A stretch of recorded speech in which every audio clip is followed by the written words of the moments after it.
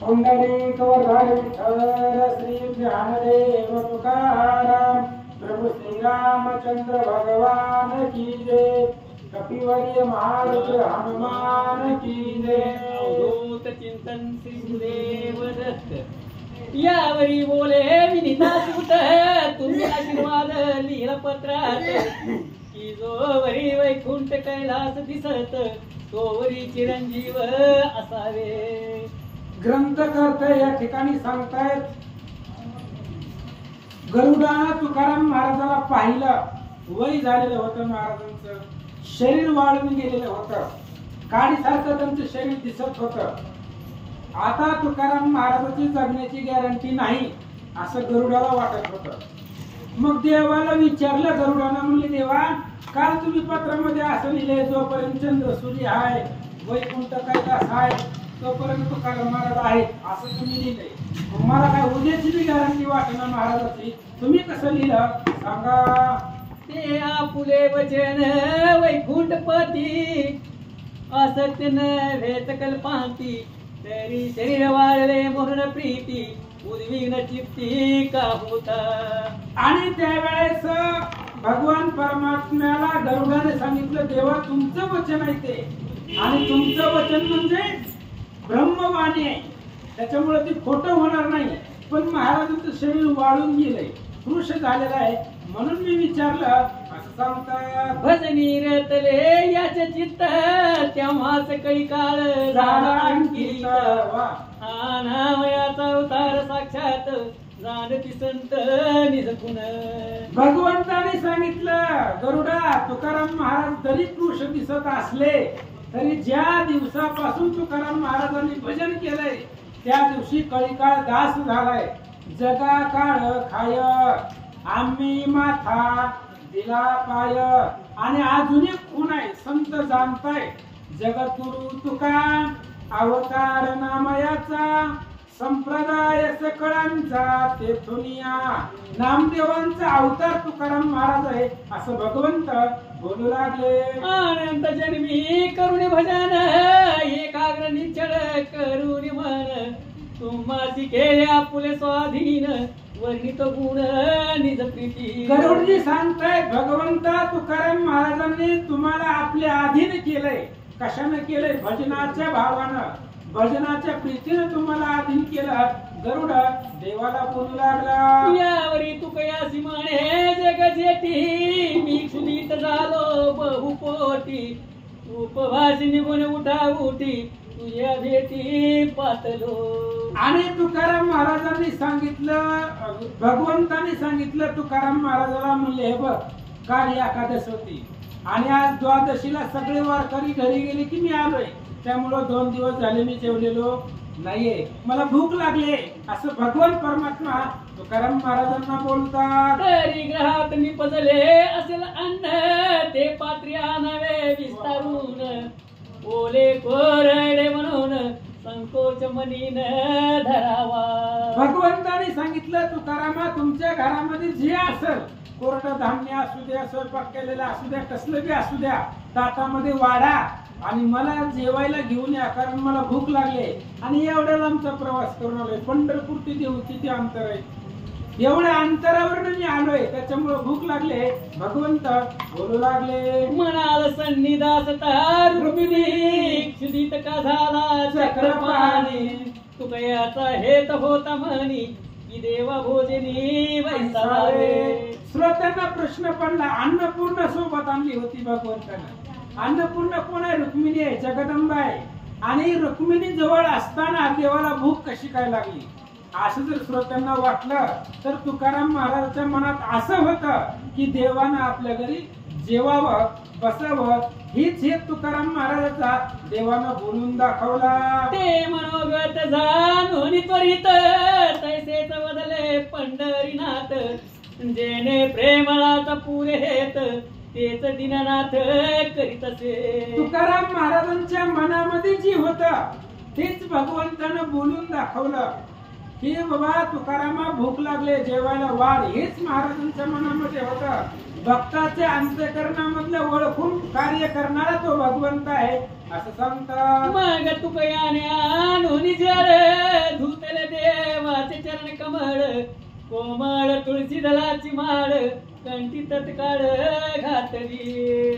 आणि मग तुकाराम महाराजांनी पाणी आणलं, भगवंताचे पाय धुतले आणि तुळशीची माळा देवाच्या गळ्यामध्ये घातली. अत्यंत प्रीती करुणी नमन मग पात्री वाढुनी आणिले अन्न शुष्क भाकेरी भाजी पान शाके शिलवण दुसऱ्याचे. आणि त्यावेळेस तुकाराम महाराजांनी ताट केलं, भाकरी भाजी आणली आणि सोबत मीठ होतं कमी जास्तीला, मीठही आणलं भगवंताला, ताट वाढलं, जेवायला घेऊन आले. ते आवडीने खात जग जीवन ऐकून या शंका धरतील सजन म्हणतील क्षीराब्दिवासी नारायण कोरडे कदंड खातसे. आता तुकाराम महाराजच्या घरी देवाला जेवायला काय भेटणार आहे हो? कोरड्या भाकरी असणार आहेत, निश्चित केलं नाही त्या कच्च्या भाकरी देवाला खाव्या लागल्या. भगवंत आहे तो. मग श्रोत्यांना प्रश्न पडला, दुधाच्या समुद्रामध्ये जो राहतो, लक्ष्मीचा जो नवरा आहे असा असणारा भगवान परमात्मा ही कुरडं अन्न तुकारामाच्या घरी का खाल्लं? श्रोत्यांना जर प्रश्न पडला तर ऐका. तरी एक सद्भाव असत अंतरी ते तेच क्षुदित होय श्रीहरी मग याती कुळ न विचारी निज प्रीती भरी देखोनिया. अहो देवाला कुठेही भूक लागत नाही महाराज, अमृताचं ताट द्या त्याला भूक लागत नाही, फक्त एक भाव लागतो, सद्भाव. थोर प्रेमाचा भुकेला हाची दुष्काळ तयाला. भावाचा भुकेलेला भगवंता एक सद्भाव पाहिला आणि देवाला भूक लागली असं सांगतात. पक्वान करुणी नाना रीती वाट पाहे दुर्धन कुमती परी तेथे न जेवता श्रीपती कन्या खाती विदुराच्या. अहो दुर्योधनाच्या घरी काय कमी होतं महाराज? पंचपक्वानाने ताट भरलेलं होतं. कृष्ण शिष्टाईला येण्याच्या आधी जेवायला त्यांनी सगळं ताट भरून ठेवलं होतं, पण भगवान परमात्मा त्याच्या घरी जेवले नाही, विदुराच्या घरी गेले आणि विदुराच्या घरच्या कान्या खाल्ल्या, पण दुर्योधनाच्या घरचं पंचपक्वान जेवले नाही असं सांगतात. द्रौपदीने सद्भाव पाहता वाट जेविता लोटुनी दिदले ताट मग धावत येऊन बैसला निकट मागत देठ भाजीचा. अहो स्वतःच्या घरामध्ये अयोध्या त्या असणाऱ्या द्वारकेमध्ये श्री रुक्मिणीने ताट वाढलं होतं आणि ताट वाढत असताना इकडं द्रौपदीने सुद्धा देवाला ताट वाढलं. मग रुक्मिणीचं ताट बाजूला सारलं देवानं आणि द्रौपदीने वाढलेल्या ताटावर जाऊन कोरड्या असणाऱ्या भाजीचा देठ मागू लागला भगवंत असं सांगतात. जो यज्ञ पुरुष ती निर्मळ तो उचिष्ट गवळीयाचे खातो बळे बिलिनीची उचिष्ट फळे भक्ष्य घन निज प्रीती. अहो तो भगवान परमात्मा आहे, बाल श्रीकृष्ण रूपामध्ये गवळ्यांचं उष्ट खाल्लं. आता ती काय गवळ्यांची पोरं काय चांगली होती का महाराज? कशी दिसणारी पोरं आणि त्यांचं उष्ट भगवंतांनी खाल्लं. राम अवतारामध्ये शबरीची असणारी बोरं उष्टी बोरं भगवान परमात्म्याने श्रीरामचंद्रांनी खाल्ली असं सांगतात. तो तू कयाचे घरी कदंड बक्षिता येते आश्चर्य कोण त्याची म्हणून शांत न व्हावे श्रोता पुरातन कथा ऐकूनी. आणि ही पुराणातली कथा आहे आणि तुकाराम महाराजांचं क्लिअर मत आहे. तुका म्हणे नाही विश्वास ज्या म्हणी पहावे पुराणी विचारोनी. पुराणातली कथा आहे म्हणून शंका आणू नका. भगवंताने आता कुठं कुठं जेवण केलं सांगितलं तसंच तुकारामांच्या घरी कोरड्या कान्या खाल्ल्या असं सांगतात. असं रुक्मिणी सहित जगत जीवन आवडी वैसुनी केले भोजन कर शुद्ध देऊन तुकयान उचित आपण भक्षिले. आणि रुक्मिणी सहित गरुड भगवान परमात्मा आणि रुक्मिणी तिघजण जेवले. जेवल्यानंतर मुखशुद्धीसाठी तांबूळ वगैरे तुकाराम महाराजांनी दिलं आणि देवाच्या ताटामध्ये जे शिल्लक राहिलं होतं शेष तेच शेष तुकाराम महाराज भक्षण करू लागले. देवाची मुखशुद्धी ते वेळ आणून दिले तुळशी दळ आवडी देखो दिन दयाळ अति आदरे भक्षिती. आता मुखशुद्धी करायची. आता श्रीमंताच्या घरात पानाची बिडी असतात, मग देवाला मुख शुद्धीला काय द्यावा? तुकाराम महाराजांच्या घरी कुठले पानाचे मिळेल? काय तुळशीचं पान दिलं तुकाराम महाराजांनी आणि तीच देवानं प्रेमानं भक्षण केलं. या परी होऊनी संतुष्टी मग तू खयासी बोले जग जेठी. आता मज ठेवून हृदय संपुटी वियोग हिंपटी न व्हावे. आणि भगवान परमात्म्याने सांगितलं तुकाराम महाराजाला, आता मला हृदयामध्ये ठेवा. मग अशी सांगितलं देवानं काय मागायचं ती माग. काहीच मागितलं नाही महाराज तुकाराम महाराजांनी. न लगे मुक्ती धन संपदा काही मागितलं नाही. मग भगवंतांनी सांगितलं मलाच हृदयामध्ये ध्यान कर असं सांगतात. तू बोलविसील जय मज तय सगुण स्वरूप भेटून तुझ ऐसे म्हणून अदोक्षज जाते झाले ते देवा. आणि भगवान परमात्म्यानं तुकाराम महाराजाला सांगितलं आम्ही चाललो पंढरपूरला. कारण पंढरपूर हे आमचं घर आहे. पंढरपूर सोडून मला बाहेर जास्त दिवस राहता येत नाही. पंढरपूर राहतं घर आहे. जर गेलो तर 1-2 दिवसापुरतं बाहेर येऊ शकतो. आता मला पंढरपूरला जायचंय. पण जेव्हा जेव्हा तू मला बोलवशील तेव्हा तेव्हा मी असंच सगुण रूप धरून तुम्हाला दर्शन देईल. भगवंत तुकारामांना बोलतात. तू कयाने राहुणी ते वेळी मस्तक ठेविला चरण कमळी मग रुक्मिणी सहित मन माळी पंढरपुराशी पातळे. भगवान परमात्मा निघाला पंढरपूरला. तुकाराम महाराज आले देवाच्या पायावरती रुक्मिणीच्या पायावरती मस्तक ठेवलं, नमस्कार केला. गरुडाच्या पाठीवरती भगवंत बसले. देहू मधून पंढरपूरला आले. तव एक ब्राह्मण कामना धरुनी आळंदीसी बैसला अनुष्ठानी म्हणे पुराण व्युत्पत्ती व्हावी मजला कोणी मनी अखंड चिंतित. तुकाराम महाराजांची कथा थोडीशी तर स्टॉप झाली. महाराजांचीच कथा आहे पण ग्रंथकर्त्याने अजून एक कथा सांगितली. आळंदीमध्ये एक ब्राह्मण होता आणि त्याच्या मनामध्ये असा विचार होता की आळंदीमध्ये ज्ञानेश्वर महाराज ज्ञानाचा ईश्वर आहे. मग काहीतरी आपल्याला पोथी सांगण्यापुरतं तरी ज्ञान प्राप्त व्हावं म्हणून तो ब्राह्मण ज्ञानेश्वर महाराजांकडे गेला. काय झालं? मग दृष्टांत दाविला ज्ञानेश्वर की तू कयासी जाई तू तोरे तो तूज प्रसाद देईल स्वकरे तरी मनोरथ साचार पुरतील. आणि त्याच्या ब्राह्मणाच्या स्वप्नामध्ये ज्ञानेश्वर महाराज गेले आणि ज्ञानेश्वर महाराजांनी सांगितलं इथं नाही तुला ज्ञान प्राप्त होणार. माझ्यापाशी ज्ञान नाही. ज्ञानेश्वर महाराज सांगतायत तुकारामाकडे जा आणि तुकारामापाशी अद्भुत ज्ञान आहे. त्यामुळे ज्ञानेश्वर महाराज सांगतायत तुकारामाकडे जा तुला ते ज्ञान प्राप्त करून देतील असं ब्राह्मणाला ज्ञानेश्वर महाराज बोलतात. तेव्हा ब्राह्मणे विचारून चित्ती सत्वर आला देहू प्रती तू कयासी भेटून एक अंती कामना चित्तीची सांगितली. आणि देहू आळंदी लई लांब नाही महाराज. 15 ते 20 किलोमीटरच्या अंतरावरचे गाव देहू आणि आळंदी जास्त लांब नाही.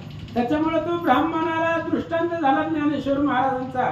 लगेच आळंदी मधून सकाळी उठला आणि देहूला तुकारामांच्या भेटीसाठी आला. म्हणे मी अनुष्ठान केले अलकावतीसी ज्ञानदेवे पाठविले तुम्हापासी वचने कोणी आईसी तुका मानसी विस्मित.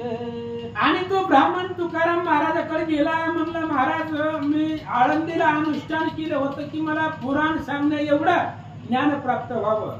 ज्ञानेश्वर महाराज माझ्या स्वप्नामध्ये आले त्यांनी सांगितलं की देहूला जा तुकाराम महाराज तुला ज्ञान प्राप्त करून देतील. असं तुकाराम महाराजांनी ऐकलं. आश्चर्य वाटलं. काही पुण्य नाही गाती जरी ते वेचू यासाठी ज्ञान रे हे सेवती पाठी लाविली उपाधी. आणि त्यावेळेस तुकाराम महाराजांनी विचार केला ज्ञानेश्वर महाराजांनी मला एवढा मोठेपणा का दिलाय. कारण ज्ञानाचा सागर ते आहे. त्यांनी जर विचार केला असता तर त्या ब्राह्मणाला त्यांनीच ज्ञान दिलं असतं. कारण जगाला ज्ञान दिलंय ज्ञानेश्वर महाराजांनी ज्ञानेश्वरीच्या रूपामधून. मग एका ब्राह्मणाला ज्ञान द्यायला काय अडचण होती. पण माझ्यासारख्याला मी जास्त मोठा आहे किंवा ज्ञानी आहे अशी उपाधी माझ्या पाठीमाग का लावली. तुकाराम महाराज विचार करतात. मग विचार करीत आपुले मनी म्हणे विद्या नाही याचे प्राक्तनी म्हणून ज्ञानदेवे कंटाळोनी धरणे पाठवणी दिले. तुकाराम महाराजांनी विचार केला ह्याच्यापाशी ह्याच्या नशिबातच ज्ञान नाही. ह्याला ज्ञान कधीच प्राप्त होणार नाही, मिळणारच नाही, ह्याच्या प्रार्थनामध्येच नाही. मग ज्ञानेश्वर महाराज कुठनं देणार आहे? नशिबाच्या बाहेरचं देव सुद्धा देऊ शकत नाही. जेवढं तुमच्या प्रार्थनामध्ये तेवढंच तुम्हाला मिळणार. ज्ञानेश्वर महाराजांनी त्याला दिलं नाही याचा अर्थ याच्या नशिबात नाही, मी कुठनं देणार आहे? असू दे म्हणलं, आता माझ्याकडे आलंय म्हणून काहीतरी करावं लागेल. काय करतात ऐका. म्हणे मी नेनता ज्ञान नेनेची जपत अनुष्ठान ज्ञान रे मज लागून कासया थोरपण दिदले. तुकाराम महाराजांनी सांगितलं मला काय येतंय, जप नाही येत नाही, तप येत नाही, काय सुद्धा नाही मला येत. म्हणले माझ्यापेक्षा कितीतरी पटीनं श्रेष्ठ ज्ञानेश्वर महाराज आहे. ज्ञानेश्वर महाराजांचं वय कमी होय, पण कितीतरी ज्ञानाचा ईश्वर आहे ते. आणि एवढे थोर असताना माझ्या सारख्याला मोठेपणा का दिला?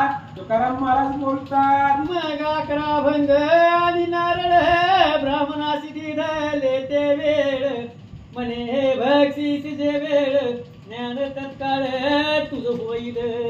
आणि तुकाराम महाराजांनी विचार केला, म्हणले आता ह्याचं नशिबात ज्ञान नाही पण आपण देऊ. बघा, जे देव देऊ शकत नाही ते संत देत असतात. म्हणून तुकाराम महाराजांनी त्या ब्राह्मणाला एक 11 अभंग आणि एक नारळ दिला. काय झालं? ब्राह्मणाचे विकल्पी मन म्हणे नारळ बक्षिता नवे ज्ञान प्राकर्त अभंग मज कारण पाहिजेत पय कासया. आणि ब्राह्मणाने विचार केला, नारळ खाऊन कुठं ज्ञान येत असतंय का? आपण रोजच नारळ खातोय, कुठं ज्ञान प्राप्त झालं? नारळाने कुठं ज्ञान होत असतंय का? आणि तो ब्राह्मण पंडित होता, हुशार होता. म्हणजे प्राकृत ववे मला काय करायचंय, म्हणजे ववे घेऊन मला काय करायचं? आम्ही शास्त्र जाणणारी माणसं आहे आणि प्राकृत अभंगाचं मला काय गरज आहे? असं विचार तो ब्राह्मण करू लागला. ऐसा विकल्प चित्ती धरून टाकून गेला प्राक्तनहीन जैसा चिंतामणी हाती लागत झान गोपनी घेऊन दवडीला. आणि तुकाराम महाराजांनी नारळ दिला होता, महाराज संतांना प्रसाद दिलेला आहे तो. आणि त्यानं जर भक्षण केलं असतं तर त्याला अद्भुत ज्ञान झालं असतं. पण त्यानं विकल्प आला आणि टाकून दिला. घरामध्ये कामधेनू गाय आले आणि त्या गायीला मारून पाठवलं. अशी अवस्था त्या ब्राह्मणाची झाली. का निधान सापडता अभाग्याला ते कोळशायचे दिस त्याला ना तरी पकवान रोगी आला कडवट दिवेशी लागत. किंवा हिरा सापडावा एखाद्याला पण त्याला तो कोळशासारखा वाटावा म्हणून त्यानं फेकून दिला. पकवान आहे, पंचपक्वानाचं ताट आहे, ते जसं रोग्याला पचत नाही तसं सांगतात की भागीरथीची कुपी जाण उन्मती भासे मद्यपान ना तरी कल्पतरुचे मन जाय डावलून दरिद्री. देवी तू कयाने प्रसाद दिला तो विप्रेचे तेच टाकीला मगल गावती ज्ञान राजाला पत्र लिहून पाठविले. आणि मग त्यावेळेस तुकाराम महाराजांनी नारळ दिला होता आणि 11 अभंग दिले होते. त्यानं नारळ खाल्ला नाही, त्या अभंगाचाही स्वीकार केला नाही, निघून गेला. इकडं तुकाराम महाराजांनी ज्ञानेश्वर महाराजांना पत्र लिहिलं. माझ पामराची देऊन थोरी येते पाठविला धरणे करी तुमची आज्ञा बंधून शिरी उचित झडकरी दिदले. आणि तुकाराम महाराजांनी ज्ञानेश्वर महाराजांना सांगितलं, महाराजजी तुम्ही मला थोरपणा दिला, मला एवढा मोठेपणा दिला म्हणून माझ्याकडे एक माणूस तुम्ही पाठवला आळंदी मधून. तो माझ्यापाशी आला, त्याला उचित पाहिजे तेवढं मी त्याला दिलं, पण त्याने स्वीकारलं नाही. तेने विकल्प धरून मग टाकिले एकादश अभंग महाफळाचा करून त्याग गेला सवेग तेथून. आणि तुकाराम महाराज सांगताय, ज्ञानेश्वरजी तुम्ही जो पाठवलेला धरणेकरी होता त्याला मी 11 अभंग आणि एक नारळ दिला होता, पण त्यानं ते अभंगही घेतले नाही आणि नारळाचंही भक्षण केलं नाही, तसंच तिथे टाकून दिलं आणि तो माघारी आला असं सांगतात. आयसे कल्पोनी मानसी निरोप पाठविला आळंदीसी मग ध्यानात अनुर ऋषिकेशी नामस्मरण करीत असे. अशा प्रकारचं पत्र तुकाराम महाराजांनी लिहिलं आणि आळंदीला ते पत्र पार्सल केलं. आळंदीला ज्ञानेश्वर महाराजांकडे पाठवलं. परत तुकाराम महाराजांनी आपलं डोळं झाकलं, विना घेतला आणि पांडुरंगाचं भजन करत बसले. तव शिवाजी राजा पाशी देख शास्त्री होता पुराणिक त्याचा ब्राह्मण जन एक होता अतिमूर्ख अज्ञानी. छत्रपती शिवाजी महाराजांपाशी एक पुराणिक होता. पुराणिक म्हणजे पुती सांगणारा, हुशार, तल्लख असा एक पुराणिक महाराजांपाशी होता. आणि त्या पुराणिकापाशी एक ब्राह्मण होता, मूर्ख होता, अत्यंत अज्ञानी मूर्ख असा असणारा तो ब्राह्मण होता. काय झालं? तो तुका वापासी सत्वर करावयासी आला नमस्कार. तोची नारळ उतरून वैष्णव वीरे त्याचे हाती दिधला. आणि तो ज्या शिवाजी महाराजापाशी जो पुराणिक होता त्याच्यापाशी एक ब्राह्मण अत्यंत मूर्ख मतिमंद, त्याला काहीच कळत नव्हतं. तो तुकाराम महाराजापाशी आला नमस्कार करायला. आणि तोच नारळ जो धरणी करायला दिला होता तोच नारळ तुकाराम महाराजांनी घेतला आणि 11 अभंग त्या ब्राह्मण जनाला दिला. आणि एकादश अभिंग ठेवून निघून तेही दिले त्याच कारण त्याने तो नारळ फोडून तेच भक्षीला निज प्रीती. आणि त्या ब्राह्मण जनाला तुकाराम महाराजांनी तीच 11 अभंग आणि एक नारळ दिला. त्यानं कुठलाच विचार केला नाही, नारळ फोडला आणि तिथंच खाल्ला. तुकाराम महाराजाच्या समोर तो नारळ खाल्ला. काय झालं? बिराडासी गेला तो ब्राह्मण तो तेथे मांडले होते पुराण. श्रवणासी बैसले पंडित जन आणि निपुण वेदशास्त्री. संतांच्या प्रसादाची महती किती असते बघा. एक ब्राह्मण त्याला काहीच कळत नव्हतं, त्याला तुकाराम महाराजांनी फक्त नारळ दिला. त्यानं तो खाल्ला नारळ आणि आपल्या बिराडामध्ये जिथं मुक्काम असतो तिथं गेला. आणि मुक्कामाच्या ठिकाणी एक वक्ता पुराणिक जो होता तो पुराण सांगत होता आणि तोही तिथं श्रवणाला बसला. आता त्या नारळाचं काय ताकद आहे ऐका. आणि कसरोते ज्ञान चतुर ऐकावया बैसले सादर तेथे तो ब्राह्मण जन येऊन सत्वर करीत प्रश्न पुराणिका. आणि सगळी श्रोते मंडळी बसलेली होते आणि सगळे बसलेले असताना तिथं एक ब्राह्मण तोच होता. पण सगळ्याला माहिती होतं ह्याला काही कळत नाही, काय कळतं ह्याला आज्ञेने, ह्याला काय लक्षात येत नाही. तोच उठला, पोथी चालू असताना तो उठला आणि पोथी सांगणाऱ्याला म्हटला इथं तुमची ओवी चुकले, डबल वाचा. तुम्ही श्लोक वाचिला आता त्याचे पदाचा अर्थ राहीला सांगता. पंडित मागुती विचारिता तो यथार्थ समजता वाटले. आणि त्या असणाऱ्या ब्राह्मणजन उठला, पुराण चालू असताना, पोथी चालू असताना उठला आणि वक्त्याला सांगणाऱ्याला विचारलं. म्हणले 4 तुकडा असतात ओवीमध्ये, 2 तुकडे तर तुम्ही असेच सोडून दिले.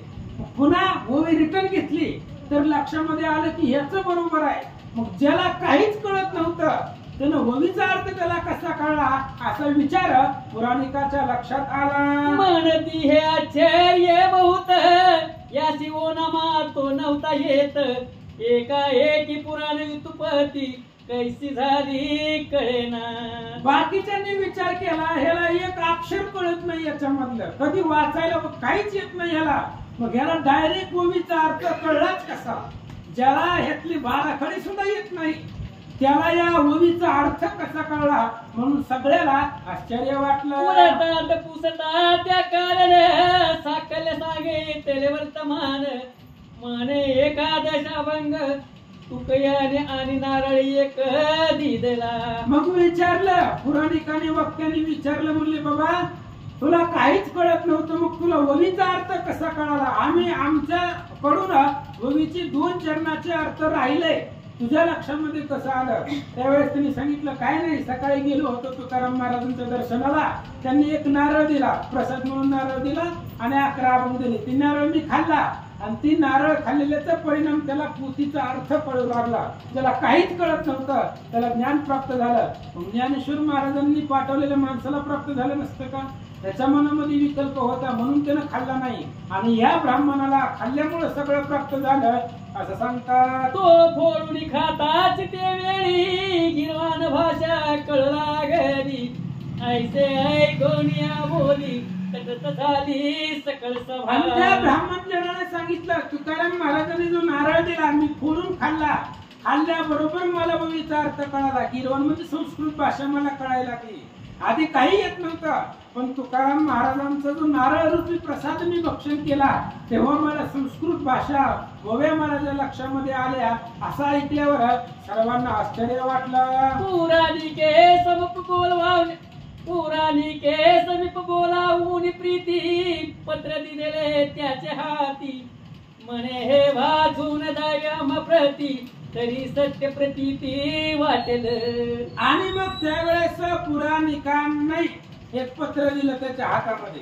आता बघितला अर्थ काय म्हणजे एवढं काय कळलं असेल तुला, पण आम्ही जी पत्र देत होती वाचून दाखव, मग काय खरं आणि काय खोटं लक्षामध्ये येईल असं सांगतात. मग तुकयाचे पाय आठवून चित्ती सांगू लागला पुराण वितुपती.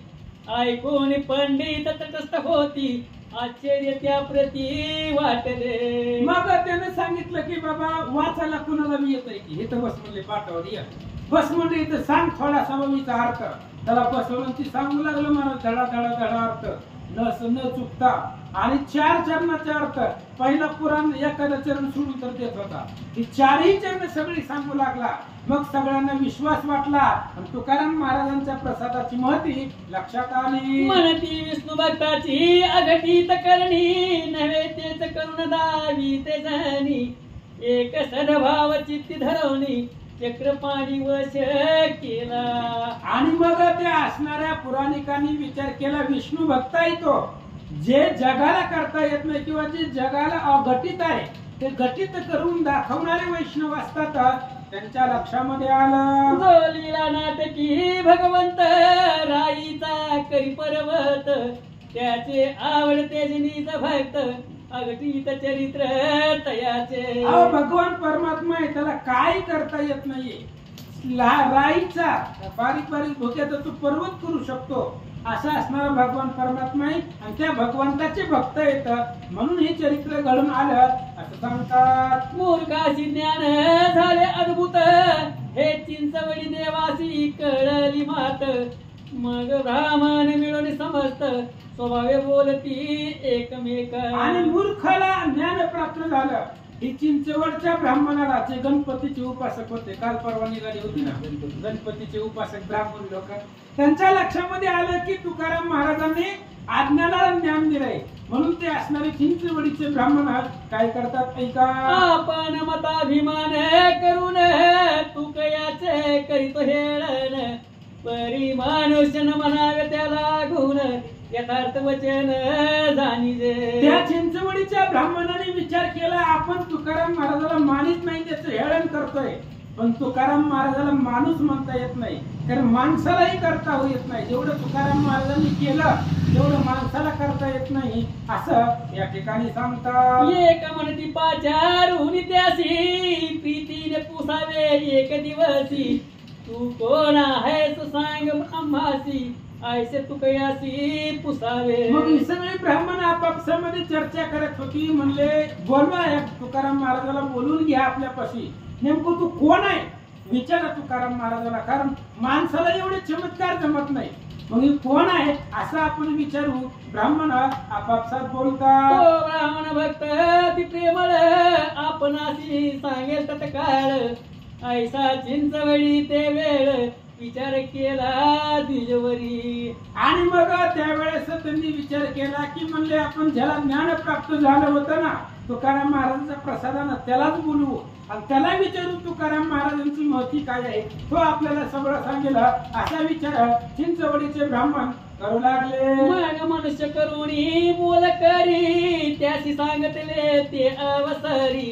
तू जाऊन ते तवरी तुकयाशी लवकरी पाचारी. मग लगेच चिंचवडीच्या ब्राह्मणाने एक माणूस बोलवला आणि म्हणले देहूला जा आणि तुकाराम महाराजांनी सांगा की चिंचवडीच्या ब्राह्मणांनी बोलवलंय असा निरोप तुम्ही तुकाराम महाराजाला सांगा असं सांगतात. इतकेची जाऊनी सांग वहिले की चिंचवडी देवानी पाचारी रे.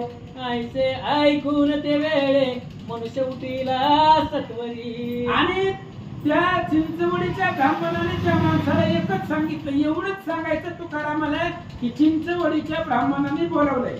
कारण पाठीमागे एकदा तुकाराम महाराज तिथं आले होते. फक्त एवढंच सांगा की ब्राह्मणाने बोलवलं म्हणून तो माणूस देऊसाठी निघाला. मग देवसी येऊनी तयाने तुके अशी केले सातांग म्हण तव ते होत हरी कीर्तन बैसले सज्जन श्रवणासी. आणि तो एक माणूस जो चिंचवडीच्या ब्राह्मणाने पाठवला होता तो देऊला आला आणि देऊला आल्यानंतर ना तुकारामानं नमस्कार केला. तेवढ्या वेळामध्ये तो आल्याबरोबर तिथं कीर्तन चालू होतं. काय झालं? प्रेम भावे अति सादर श्रवण करीती नारी नर नाम घोष कोंदले अंबर पडला विसर देहाचा. आणि तुकाराम महाराजांचं कीर्तन चालू असल्यामुळं तिथं सगळ्यांना देहाचा विसर पडला होता. कुणीच देहावर नव्हतं. सगळे भजनामध्ये दंग झाले होते. काय झालं? नाटवे कोणासी प्रपंच भ्रांती लवो विसरली नेत्रपाती नाम रूपी जळली व्रती झाली विश्रांती सकळी का. आणि सगळे देहाचं भान विसरले. कुणाला काहीच आठवत नव्हतं. कीर्तनामध्ये एवढे सगळे श्रोते मग्न झाले होते. तारकयानी मृदंग्यासी आम्ही कोण हे नाटवे त्यासी आप पर नाटवेच कोणासी प्रेम मानसी प्रगटले. आणि टाळकरी पक्वाजे गायनाचार्य तिथं होते पण आपण काय करतोय आपण कोण आहे त्यांच्या लक्षामध्ये येत नव्हतं. एवढं जबरदस्त आणि प्रेम भावनेने कीर्तन तुकाराम महाराजांचं चालू असताना काय झालं? हिराल धरीला होता जाने तयासी नाही देहभान नाम रूपी जळले मन मी कोण हे स्फुरेना. आणि कीर्तन चालू होतं. कीर्तन रात्रीच्याला होतं तेव्हा लाईटी नव्हत्या. कसलं ती हिलाल हातामध्ये दिवा घ्यायचा टेंबा मशाली होत्या. आणि ज्यानं मशाल धरली होती त्यालाही काहीच आठवत नव्हतं. त्याने सहज मशाल वर केला. वर मंडप होता महाराज. त्याला काय तो कीर्तनामध्ये मग्न झालेला होता. ज्याच्या हातामध्ये मशाल होती त्यानं सहज हात वर केला आणि तो कीर्तनाचा मंडप पेटला म्हणतात. तेने हिलाल करीता वरी तो मंडपाशी लागला ते अवसरी तो अनेक कटा लागली दुसरी ते सादर चतुरी परिसावी. आणि तो असणारा त्या ज्याच्या हातामध्ये तो मशाल होती त्यानं हात वर केला आणि हात वर केल्यानंतर ना तो असणारा तुकाराम महाराजांच्या कीर्तनाचा मंडप जळाला. इथं तुकाराम महाराजांची कथा स्टॉप झाली. याच्यामध्ये अजून एक कथा आहे. ही मंडप जळालेली कथा दुसऱ्याला कळती. महाराज एक वैष्णव भक्त आहे त्याला ती कथा कळती. मंडप पेटलेला इथं कीर्तनात कुणाला कळत नाही. ऐका. सांबार गोंदियात प्रसिद्ध ज्ञानसागर शेख मोहम्मद तो कीर्तन करी तसा आनंद प्रेम छंद नामाच्या. आता ही कथा इथंच राहते. मंडप पेटला इथंच थांबवा. पुढचं ऐका आता. सगळीकडून ऐकत या कथा म्हणजे लक्षामध्ये येतं. जांभाराच्या वंशामध्ये जांभाराच्या जातीमध्ये शेख मोहम्मद नावाचे वैष्णव भक्त होते आणि त्यांचं कीर्तन त्यांच्या गावाला चालू होतं. त्यांनी काय केलं ऐका.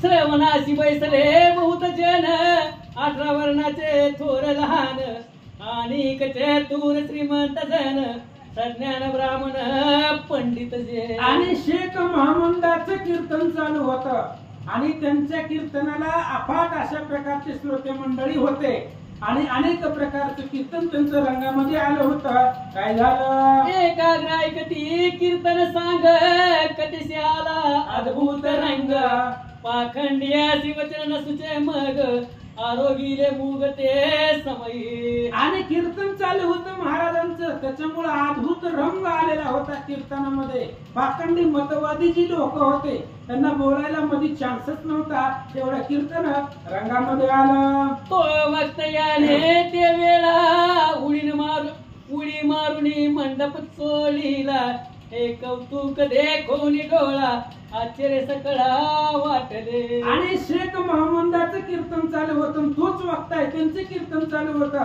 आणि कीर्तन चालू असता असता त्यांनी आसनावरनं उठले फक्त मंडप सोडला हातानं. त्यांचाच मंडप जिथं कीर्तन चालू होतं त्या कीर्तनाचा जो मंडप होता तो शेख महमद सोडला. मग श्रोत्यांनी विचारलं नेमकं कीर्तनात असं करायचं काय करायचं. मग पुढे बैसले होते श्रमणी ते पुसते झाले तयक्षणी कशा करीता मंडप स्वामीनी दाखविला सोडून आम्हा ते. आणि मग त्यांचा मंडपाला आग लागली होती, त्यांचा मंडप शांत होता. मग त्यांनी उगाचच उठले कीर्तनकार आणि जाऊन ते मंडप सोडले. मग विचार केला त्यांनी म्हणले बाबा चालू कीर्तनामध्ये मंडप कशी गेले चोळले, ते मंडप असं चोळून दाखवला, काय कारण आहे सांगा. हे कौतुक दृष्टी देखून अशंकित झाली त्यांचे मन शेख महमद देखून काय बोलिला ते समयी. आणि त्यावेळेसही त्यांचं वेगळं वाटलं त्यांना. चालू कीर्तनामधून उठणं आणि मंडपाला काय झालं नव्हतं त्यांच्या, फक्त मंडप तुम्ही चोळून दाखवला होता. मग विचारलं श्रोत्यांचं मन आशंकित झालं, असं का केलं. त्यावेळेस मोहम्मद शेख काय बोलतात, वैष्णव तू का देऊ गावात प्रेम भावे कीर्तन करीत तो मंडपाशी हिलाला कसमात लागला औचित न कळता. आणि त्या शेख महमदांनी सांगितलं देहू गावामध्ये तुकाराम महाराजांचं कीर्तन चालू आहे आणि एका असणाऱ्या व्यक्तीकडून तो मशाल वर धरत असताना त्याच्याकडून तो मंडप पेटला आणि मी तो इथं इजवलाय. तिथं देहू गावामध्ये पेटलेला मंडप होता, पेटत होता आणि मग ती मला कळलं म्हणून मी मंडप सोडून तिथला मंडप इथून विजवला असं सांगतात. तो जळता दृष्टी देखील तिथ मॅनीज करे विजविला येत ऐसी ऐकोनी मात श्रोते असंकित झाले की. त्यांनी सांगितलं देहू गावामध्ये कीर्तन चालू असताना मंडप पेटला होता तुकाराम महाराजाचा. मी ती बघितलं, इथून बघितलं आणि मग तिथं जाऊन इथूनच तो असणारा त्यांचा मंडप विजवला असं सांगतात. हे कोणाशी न वाटे साचार म्हणती देव गाव बहुत दूर तुम्हाशी तेथील समाचार कैसा परी श्रुत झाला. श्रोत्यांनी विचारलं, म्हणले इथून देहूगाव लय लांब आहे, खूप अंतर आहे, आपल्या गावापासून देहू गावापर्यंत अंतर खूप आहे. मग तिथला समाचार मंडप पेटलेला, तेव्हा काही फोन नव्हते, मोबाईल नव्हते, मग तुम्हाला कसं कळलं. तिथं मंडप पेटलेला, इथं तुम्हाला कसं कळलं. श्रोते लोक विचारू लागले. तेथेही श्रोतयाचा असेल मेळा त्याचा काय न दिसे डोळा म्हणून मंडप तुम्ही विजविला हे यथार्थ आम्हान वाटे. श्रोत्यांनी सांगितलं आम्हाला काय खरं वाटत नाही म्हणले. तिथं श्रोते लोक नाहीत का, त्यांना दिसत नाही का. जर त्यांनाच कळलं नाही मंडप पेटलेला, मग एवढ्या अंतरावर तुम्हाला कसं कळलं. त्याच्यामुळे तुम्ही जे बोलताय त्याला काही पुरावा नाही, हे आम्हाला खरं वाटत नाही. श्रोते लोक शेख महमदाला बोलतात.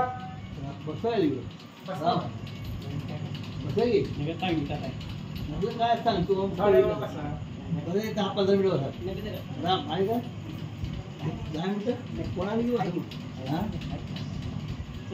कसा पिळे तुम्हाला 10 मिनिट घ्या नाही कुंडली उठतात ज्ञानदेव तुकाराम नाथ भगवान की जय. झोपले उठतात हे कोणाशी न वाटे साचार म्हणती देवगाव बहुत दूर तुम्हाशी तेथील समाचार कैशा परिश्रुत झाला. श्रोत्यांनी विचार केला, म्हणले महाराज इथून देहूगाव खूप लांब आहे आणि देहू गावातल्या लोकांना तिथल्या लोकांना कळलं नाही मंडप पेटलेला. मग एवढ्या अंतरावरनं तुम्हाला कसं कळलं. तुम्ही जे सांगताय ते आम्हाला आमच्या मनामध्ये बसत नाहीये असं सांगतात. तेथे श्रोतीयांचा असेल मेळा त्यांच्या कायानं दिसे डोळा म्हणून मंडप तुम्हा विजविला हे येतात मान वाटे. श्रोत्यांनी सांगितलं तिथं काय श्रोते लोक नव्हती का तुकाराम महाराजांच्या कीर्तनामध्ये. मग त्यांना मंडप पेटलेला दिसला नाही का म्हणून तुम्ही इथं विजवलं. काहीतरी आपलं सांगता म्हणले, आम्हाला काही विश्वास बसत नाही, खरं वाटत नाही असे श्रोते लोक महाराजांना बोलतात. मग शेख महमद बोले वचन तुकायाने कीर्तनी बैसले जण तयांशी नाही देहवान करती श्रवण हरिलीला. मग त्या असणाऱ्या शेख महमदांनी सांगितलं की बाबा हो तिथेही श्रोते होते.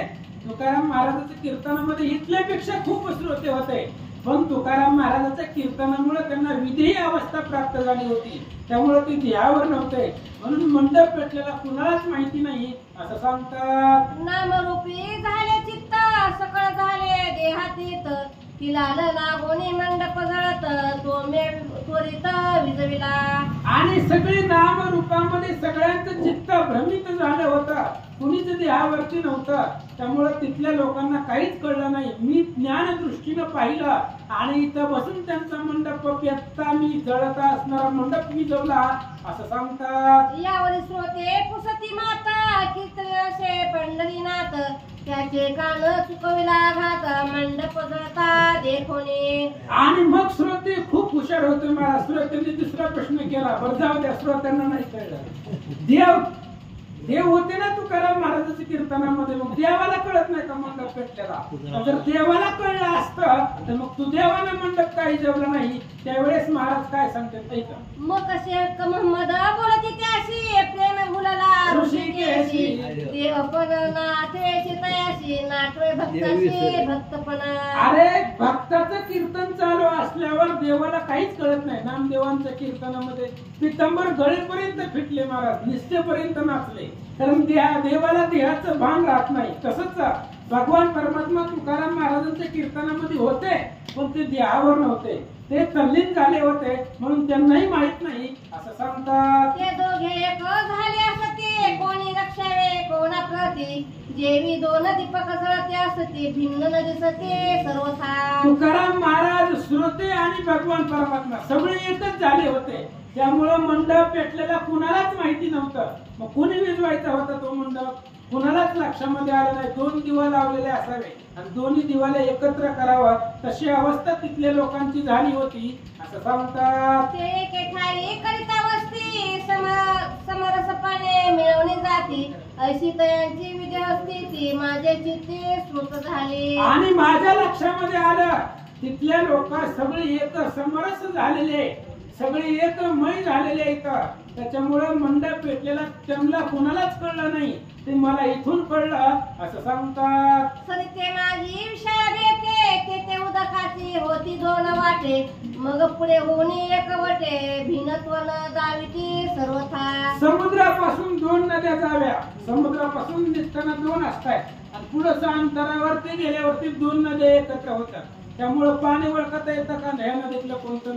तसं तिथं कीर्तनामध्ये सगळे एकरूप झाले होते असं सांगतात. प्रतिमा आणि उपकरण एकेची पितळेची असती जाण मुशीत आटता त्याचं कारण न दिसती भिन्न सर्वथा. किंवा आरसा असावा आणि त्या ठिकाणी आपले प्रतिमा असावी.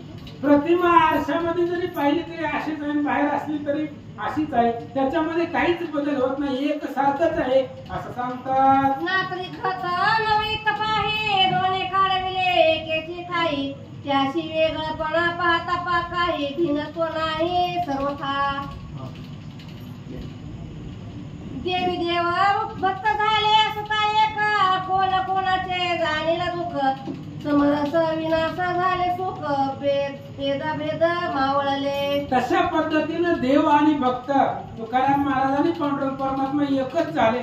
त्यामुळे मंडप पेटलेला देवालाही माहिती नाही आणि तुकाराम महाराजालाही माहिती नव्हतं. ते मी ज्ञानदृष्टीने इथून पाहिला असं सांगतात. देव पण विसरे रुक्मिणी कांता तुपयान स्मरे मी भक्त तैशाची श्रोते झाले समस्त हा मग वृत्तांत समजला.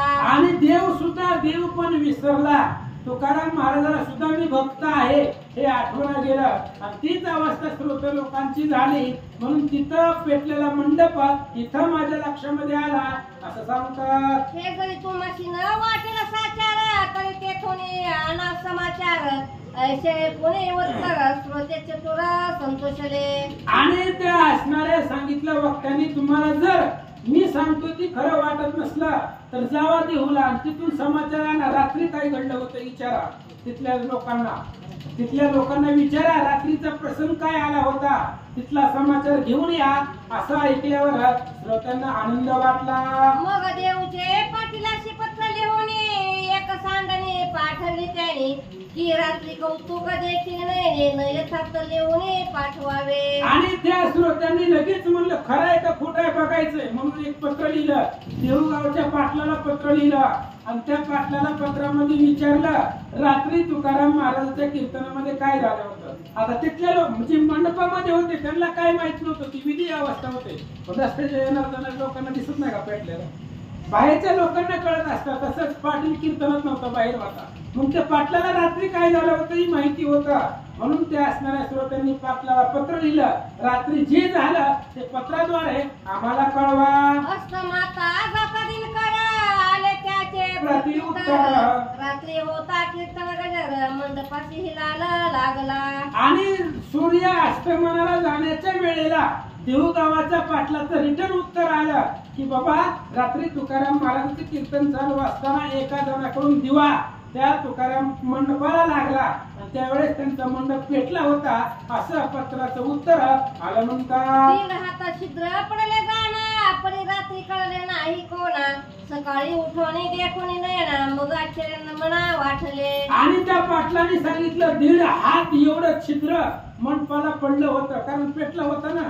पेटल्यामुळे ते 1.5 हात एवढा मंडप जळालेला होता. पण रात्री कुणाच कळलं नाही. पण सकाळी एक आश्चर्य बघितलं. काय घडलं ऐका. ऐशे पत्र ऐकत श्रवणी यथार्थ वाटले त्या लागोनी मग शेक मंदापाशी येवोनी नमस्कार घालिते. आणि अशा पद्धतीने म्हणले हे बघा या असं पत्राचं प्रतिउत्तर आलं. मग त्यांच्या लक्षामध्ये आलं खरं ज्ञानी हुशार आहे तो महाराज. म्हणून शेख महमदाला बसलेल्या श्रोत्यांनी लोटांगण घातलं. म्हणती येथील व्रतांचा तोमाशी कैसा झाला श्रुत हा चमत्कार देखून या व्रत साच्या चित्त एक सकाळचे. श्रोत्यांनी विचारले महाराज देऊगाव आपल्या गावापासून खूप लांब आहे. तिथं पेटलेला मंडप तुम्हाला कळला हे अद्भुत आहे नवल आहे असं या ठिकाणी बोलतात. ऐशी ऐकून वचनोक्ती म्हणे काय सांगाय तुम्हा प्रती मीन नीटची धार कोसळती ते आणि का गती अवघड. आणि त्यांनी सांगितलं की बाबा पाण्यामध्ये मासा झोपतो राहतो पण ती बाकीच्याला जमतं का. आपल्याला जमत नाही पाण्यामध्ये 8 दिवस राहायला ती माशाला जमतं. तशा पद्धतीने भगवंताच्या भक्तीचं सामर्थ्य आहे ते कोणाच्याही लक्षामध्ये येणार नाही असं सांगतात. आणि कजाचरे बहुत जाना परिमच्छायशे त्यान लोटे जीवन देवी भक्ताचे मनीचे खून भविक वाचूला कळेना. आणि तसं मासा जसं पाण्यामध्ये आरामशीर राहू शकतो तसे बाकीचे प्राणी राहू शकत नाहीत पाण्यामध्ये.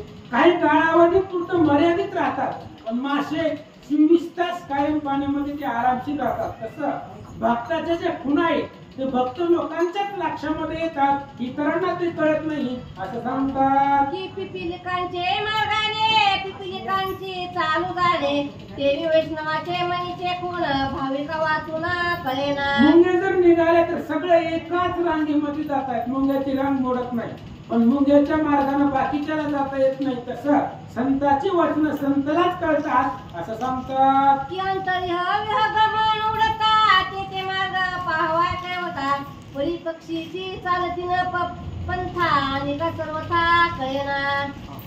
जे कृपामध्ये बेडूक राहते ते काय जाणते पायत भीतीचे मात देवी भक्त गुरु भक्ताची कुणा निश्चित माया लोक भियाशी कळेना.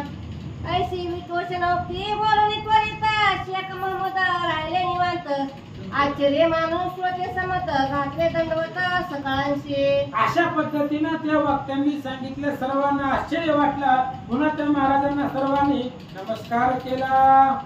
असे सिंह लोकांनी आता असं सिंह लोकांनी आता श्रोते परसावे मागीला कथा हे चिंचवडी होऊन मनुष्य येतात त्याने ऐकली व्रत कथा. आता पाठीमागचं ऐका. ज्या वेळेस ती चिंचवडीची ब्राह्मणाने तुकाराम महाराजांची कीर्ती ऐकली होती काय ऐकली होती मूर्खाला ज्ञान प्राप्त झालेलं म्हणून त्यांनी एक माणूस पाठवलेला होता तुकाराम महाराजांना बोलवायला. आणि माणूस कीर्तनामध्ये आला तर त्यानं ही सगळी विधी अवस्था पाहिलेली होती. तेव्हापासून कथा बदलली. आता परत कथा तिथं आली. तो चिंचवडी ब्राह्मणाने पाठवलेला माणूस कीर्तनामध्ये आला. काय झालं शेतीची जडला त्याचा भाव निरोप सांगवया नाही आठव प्रपंच उद्योग राहिला सर्व सजीवन सुख पावला. आणि तो माणूस चिंचवडी मधून आलेला माणूस निरोप घेऊन आलेला तो कीर्तनामध्ये दंग झाला आणि आपण कशासाठी आलोय ना आपल्याला काय करायचंय ते सगळं विसरून गेला. घराशी जावे परतोनी हे सर्वता नाठवे भान तुका यांचे होताची दर्शन झाले तल्लीन निज प्रीती. आणि त्या माणसाला परत आपल्याला महागारी जायचंय. ब्राह्मणाचा निरूप तुकाराम महाराजांना सांगायचंय. हे सगळं तो विसरला. तुकाराम महाराजांचं दर्शन झालं आणि विधी अवस्था त्या माणसाला प्राप्त झाली. इकडे चिंचवडी देव वाट पाहता म्हणती तुकयाशी दिवस लागले बहुत मनुष्यही परतोनी नाही येत काय झाले कळेना. इकडे चिंचवडीच्या ब्राह्मणाने विचार केला तुकाराम महाराज बी अजून आले नाही. आपण पाठवलेला माणूस तरी माघारी यायला पाहिजे होता. अनेक दिवस झाले तोही माघारी आला नाही. मग काय केलं ऐका. मग विचार कोणी सकाळी दुसरा मनुष्य पाठवला त्याने तोही तुकयाच्या कीर्तने ऐकून विधेय होऊन बैसला. मग लगेच चिंचवडी ब्राह्मणाने दुसरा माणूस पाठवला. म्हणले जा बाबा तिचं काय झालं बघून ये म्हणले. पहिला बी माणूस गेला आला नाही तू जा. मग तीही गेला तीही तिथे कीर्तनामध्ये टाळ वाजवत असते. ते बी माघारी आलं नाही. काय झालं विलंब लागत अशी त्या प्रती तिसरा पाठवला मागोती त्याची उडाली जे प्रांती ते भ्रांती सप्तमती होऊने. पहिला माणूस गेला तोही कीर्तनामध्ये बसला. दुसरा गेला तोही तल्लीन झाला. तिसरा माणूस पाठवला चिंचवडीच्या ब्राह्मणाने आणि तोही त्याला ही विधी अवस्था प्राप्त झाली. म्हणजे ब्राह्मण लोक विचार करू लागली माणसं जातात पण माघारी काय येत नाही. अशा प्रकारचा विचार करत असताना काय झालं. मग गजवदनाचे उपासक आश्चर्य करीते सकाळी तिघे मनुष्य गेले देख येन एकही परतुनी. हे गणपतीचे उपासक होते महाराज. गणपती बाप्पांची पूजा करणारे ब्राह्मण लोक होते. आणि मग त्यांनी विचार केला 3 लोक पाठवले आपण तुकाराम महाराजांना बोलवायला. पण तिघही माघारी आले नाही. आता आपण जाऊ म्हणजे नेमकं काय झालंय तिथं काय चाललंय हे आपण स्वतः जाऊन बघू म्हणून ब्राह्मण निघाले. देवी गंगेची ओळ गेले ती आपल्याशी मूळ गुंपले ते नाना पुष्पांचे मकरंद भले वायू आले समरसे. आणि एखादी वडा असावा तू गंगेला जाऊन मिळावा. गंगेमध्ये तू जसा समरस होऊन जातो पाणी तसंही 3 माणसं पाठवलेली कीर्तनामध्ये विधी अवस्था होऊन बसले असं सांगतात. तरंग मिळाला जळांत की आकाशांची लपले आकाशात ती सुवागी पडे मुसीत ते नाही येत परतोने. पैशाचे झाले त्या कारणाने निरोपण सांगते येऊन तुकयाचे ऐकत असं प्रेम गायन राहिले तल्ली ना होऊने. तसंच झालं त्या 3 लोकांना. ब्राह्मण विचार करतायत ती गजन गेली पण एकही माघारी आलं नाही. तुकाराम महाराजांच्या भक्तीनं त्यांच्या कथेनं त्यांना विधी अवस्था प्राप्त झाली म्हणून आले नाही तर असं सांगतात. तुकयाचे सांगितले असं ते तयाने तरी या वयानुमान करिता म्हणे त्या ऐसा ब्राह्मण भक्त ज्याने वैष्णव ज्ञानी असेना.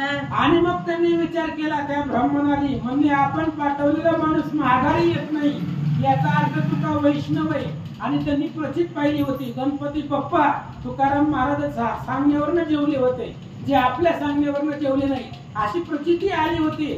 म्हणून ब्राह्मणाने विचार केला तू वैष्णव आहे. काय झालं तरी आपणाची सांडुणीवरून विभाना जाऊन त्या घ्यावे त्याचे दर्शन संशय वाटत असे म्हणे जाण ते देवीचे खून पुसावे. आणि मग ब्राह्मणाने विचार केला आता आपणच थोडा कमीपणा घेऊ.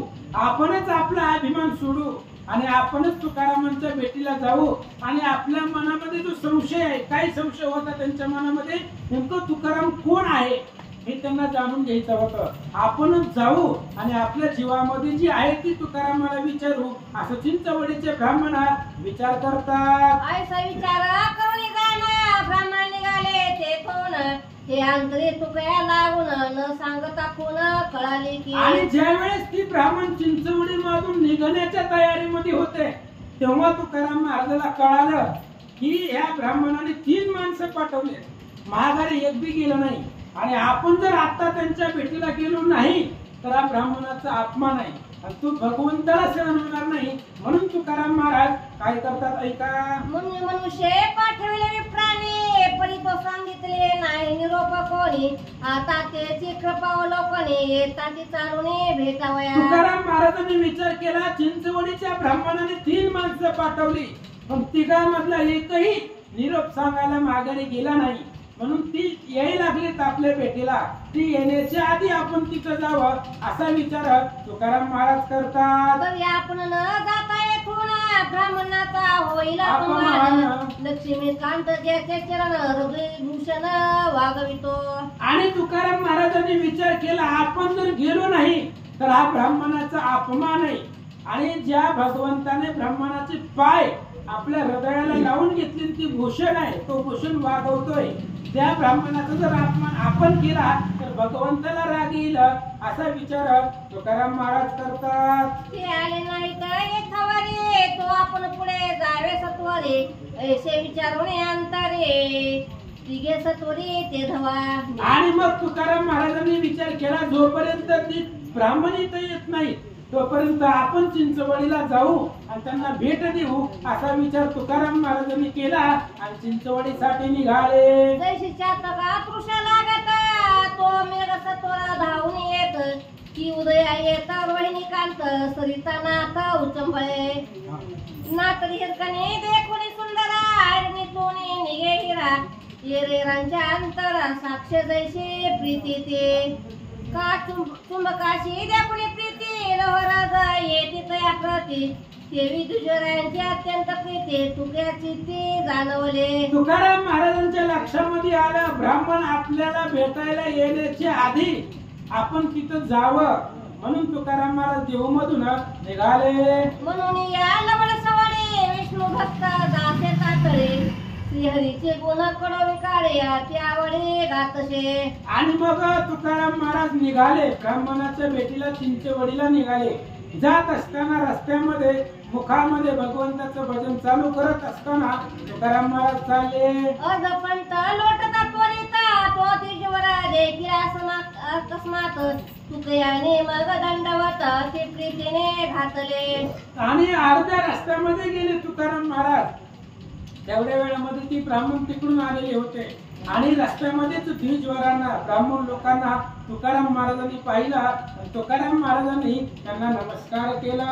यावरी घरामर बोलता तू साक्षात विष्णू भक्त म्हणून दर्शनाचा धरून येत होत तुझं लागे. आणि ब्राह्मणांनी सांगितलं की बाबा तुम्ही म्हणजे विष्णू भक्त आहेत, वैष्णव आहे आणि वैष्णव आहे आणि त्यांचं दर्शन घ्यावं ही इच्छा मनामध्ये धरली म्हणून तुमच्या दर्शनाला आलो असं ब्राह्मण तुकारामांना बोलतात. तव येथेची मनोरथ पूर्ण झाले मग सप्रेम आलिंगन दिले आसनावरी द्विजवर बैसले तू काशी बोलले ते ऐका. मग अशा पद्धतीने सर्वांना त्या ठिकाणी असणारे दर्शन झालं. ब्राह्मणांनी तुकाराम महाराजांना सांगितलं, महाराजजी तुमचं दर्शन घेण्याची इच्छा होती म्हणून आलो. आता ते ब्राह्मण लोक तुकाराम महाराजांना काय विचारणार आहे? त्या ब्राह्मणाच्या मनातला प्रश्न काही तुकाराम आहे कोण, कारण ह्याला माणूस म्हणता येत नाही, कोण ही विचारायचंय. आता हीच कोण आहे ती ब्राह्मण लोक तुकाराम महाराजांना विचारतील. तुकाराम महाराज त्यांना उद्या कोण आहे ते सांगणार आहेत. मी कोण आहे, मी कोण आहे ती तुकाराम महाराज सांगतील. ऐका पुंडली गवदार विठ्ठल श्री ज्ञानदेव तुकाराम प्रभू श्री रामचंद्र भगवान की जय.